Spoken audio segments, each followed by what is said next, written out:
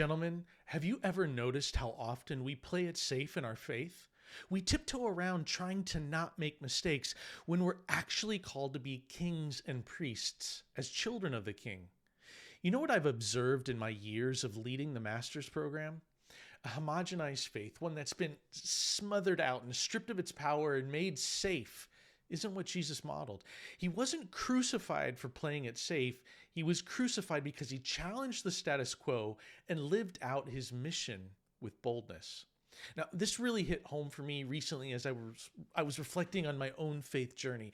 I remember living my faith like I was trying to not get in trouble instead of living it like I'm a son of the King. And I see this pattern in so many of the leaders that I work with, this tendency to hedge bets when we're called to boldly lead as kings.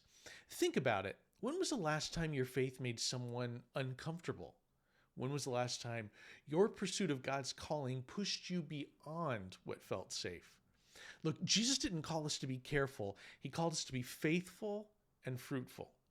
The problem with this homogenized faith is that it produces a homogenized fruit, or often no fruit at all.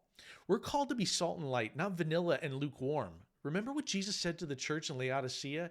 He'd rather us hot or cold, not lukewarm.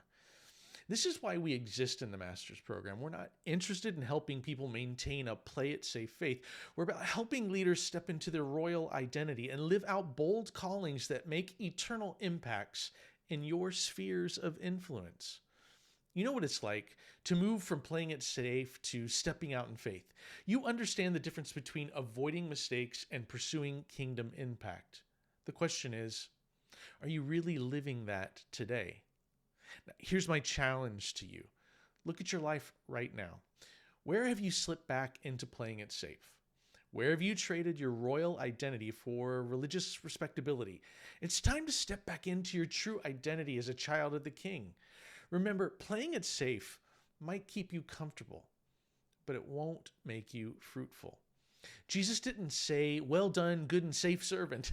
He said, "Well done, good and faithful servant." Let's reject the homogenized faith that's crept into our culture and lives. Let's return to the bold, transformative faith that Jesus modeled, because when we live as the royalty we are, that's when we truly change the world. If you are ready to step more fully into this royal identity and make a bigger kingdom impact, start working on how you can live that out in the next season of your calling with the boldness it deserves.